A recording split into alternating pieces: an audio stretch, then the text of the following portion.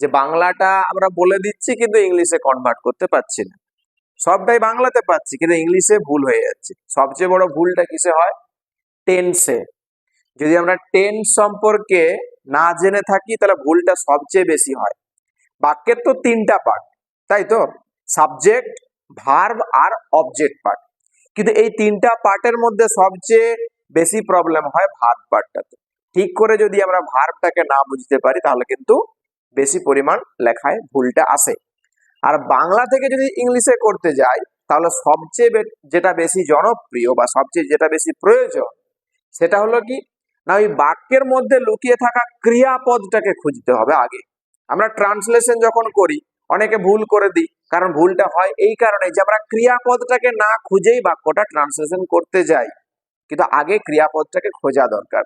ওই ক্রিয়াপদগুলোকে খুঁজে খুঁজে কিভাবে ইংলিশে লিখতে হয় একটু ভালো করে দেখে নিই। প্রথম বাক্য বলেছি, এটা লিখছি আমরা মাই ফেভারিট গেম নিয়ে, আমাদের প্রিয় খেলা, এই নিয়ে কিছু সেন্টেন্স আছে। আমার প্রিয় খেলা হলো ফুটবল, জাস্ট ছোট্ট একটা বাক্য, আমার প্রিয় খেলা হলো ফুটবল। এর মধ্যে আমাকে কিন্তু সর্বপ্রথম ক্রিয়াপদটা খুঁজে নিতে হবে। কোনটা ক্রিয়াপদ? এই হলোটা হচ্ছে ক্রিয়াপদ, ঠিক আছে। তাহলে এটা যদি ক্রিয়াপদ হয় তাহলে এর কর্তাটাকে, তিনটা তো পার্ট, বাক্যের তিনটা পার্ট। আর এটা আমরা জানবো বাংলায় বাক্যের গঠনটা হবে এস ও ভি তে। এসওভি বলতে সাবজেক্ট, অবজেক্ট, ভার্ব, অর্থাৎ কর্তা, কর্ম আর ক্রিয়া। কিন্তু ইংলিশে ঠিক তার উল্টোটা হয়। ইংলিশে কি হয়? Subject, verb, object, SVO. এই দুটো স্ট্রাকচার আমাদেরকে মনে রাখতে হবে। আমরা কিন্তু বাংলা ধরে ধরে যখন ইংলিশটা লিখবো তখন কিন্তু এসওভি তে লিখে দিলে হবে না, এসভিও তে আমাদেরকে লিখতে হবে। তাহলে এই যে বাক্যটা ছিল আমার প্রিয় খেলা হলো ফুটবল, এক্ষেত্রে আমাদের কর্তাটা কি না আমার। কার খেলা? আমার।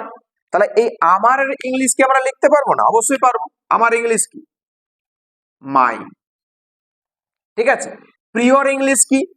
Favourite, FAVOURITE, my favourite. খেলার ইংলিশ কি? Play, my favourite play is.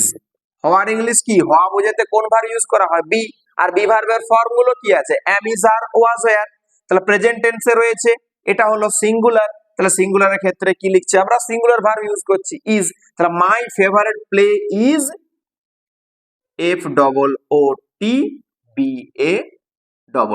Football. এটা হয়েছিল বাক্যের অবজেক্টটা। তাহলে প্রথম বাক্য আমরা পেয়ে গেলাম কি? মাই ফেভারিট প্লে ইজ ফুটবল। পরেরটা কি রয়েছে? যে এটি একটি আন্তর্জাতিক খেলা। এই বাক্যের ক্রিয়াপদটা কি খুঁজে পাচ্ছি না। এই হওয়া ক্রিয়াটা সবসময় কিন্তু বাক্যের মধ্যে দেওয়া হয় না। তাহলে এটি হলো একটি আন্তর্জাতিক খেলা, তাহলে এটির ইংলিশ কি?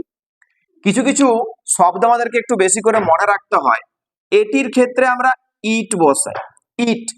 আরো কিছু শব্দ আছে যেমন দিস আছে, দ্যাট আছে, আবার দিস আছে, THESE, আবার THOSE আছে, দোজ। দিস মানে জানি, দিস মানে এটা, দ্যাট মানে ওটা, দিস মানে এগুলি, দোজ মানে ওইগুলি। এগুলোকে কি বলে? এগুলোকে ইংলিশ গ্রামারের ভাষায় বলা হয় DEMONSTRATIVE, demonstrative, ADJECTIVE, demonstrative adjective. এগুলো আমরা বিভিন্ন বাক্যের ক্ষেত্রে বসাতে পারি। তাহলে প্রথম বাক্য পেয়েছিলাম my favourite play is football, আর দ্বিতীয় বাক্য লিখতে চলেছি এটি একটি আন্তর্জাতিক খেলা। তাহলে এটির ইংলিশ কি? এটির ইংলিশ হচ্ছে ইট, ইট। হওয়ার ইংলিশ কি? ইটের ক্ষেত্রে সিঙ্গুলার ভার্ব ইউজ করব, ইট ইজ, ইট ইজ। একটির ইংলিশ কি? এ। কিন্তু আন্তর্জাতিকের ইংলিশটার জন্য আমাদেরকে শব্দটা বদলে দিতে হবে। আন্তর্জাতিক কথাটার ইংলিশটা কি? ইন্টারন্যাশনাল। তাই ইন্টারন্যাশনাল আই দিয়ে শুরু, মানে ভাওয়েল, ভাওয়েলের আগে কিন্তু এ বসে না, এন বসে। তাহলে it is an international, INTERNATIONAL, international. আর খেলার ইংলিশটা জানি, ইন্টারন্যাশনাল গেম লিখতে পারি বা ইন্টারন্যাশনাল প্লে লিখতে পারি। বা আবারও লিখতে পারি স্পোর্ট, SPORT, যেটা ইচ্ছা হবে আমরা লিখতে পারি। হলো 2 নম্বর বাক্য হয়ে গেছে। তারপর বলেছে এটি বাংলাদেশের একটি সবচেয়ে সাধারণ এবং জনপ্রিয় খেলা। এটি বাংলাদেশের একটি সবচেয়ে সাধারণ এবং জনপ্রিয় খেলা। এটাকে লিখতে গেলে আমাদেরকে একই রকম ভার্বটা সেই বি ভার্বে ধরতে হচ্ছে হওয়ার ক্ষেত্রে। তাহলে ইট ইজ সবচেয়ে বলেছে, ইট ইজ দা মোস্ট সাধারণ কি কমন, সাধারণ ইংলিশ হচ্ছে common. It is the most common and জনপ্রিয় ইংলিশ কি popular, POPULAR। It is the most common and popular game, GAME game. কোথাকার না বাংলাদেশের বলেছে, তাহলে বাংলাদেশ বড় জায়গা, প্রিপোজিশন হিসাবে ইন বসাবো, ইন বাংলাদেশ, BANGLADESH বাংলাদেশ। ঠিক আছে, তাহলে it is the most common and popular game in Bangladesh. Next, প্রত্যেক দলে 11 জন খেলোয়াড় খেলতে পারে। প্রত্যেক দলে 11 জন খেলোয়াড় খেলতে পারে, এই পারেটা হচ্ছে ভার, খেলতে পারেটা ভার। তাহলে সেই হিসাবে আমরা লিখবো কি 11 ইংলিশ কি 11, ELEVEN 11 প্লেয়ার্স, PLAYERS 11 প্লেয়ার্স। আর পারার ইংলিশটা কি ক্যান, মোডাল ভার্ব। তাহলে 11 প্লেয়ার্স ক্যান প্লে, কোথায় খেলতে পারে না প্রত্যেকটা দলে, in each team, EACH, each মানে প্রত্যেক, আর দলের ইংলিশ TEAM। তাহলে 11 players can play in each team, প্রত্যেকটা দলে 11 জন খেলোয়াড় খেলতে পারে।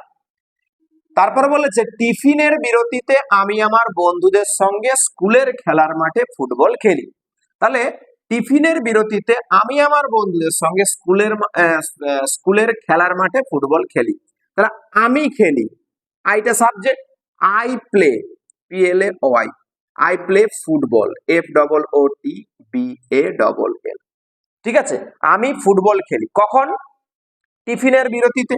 তাহলে in the tiffin break, TIFFIN, tiffin break, BREAK, tiffin ব্রেকে আমি খেলি কাদের সঙ্গে, আমার বন্ধুদের সঙ্গে, with my friends, FRIENDS, friends. কোথায় খেলি, স্কুলের খেলার মাঠে, in the school, SCHOOL, school playground, PLAYGROUND,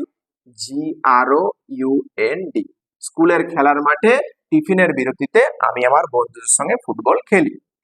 এটি আমার প্রিয় খেলা।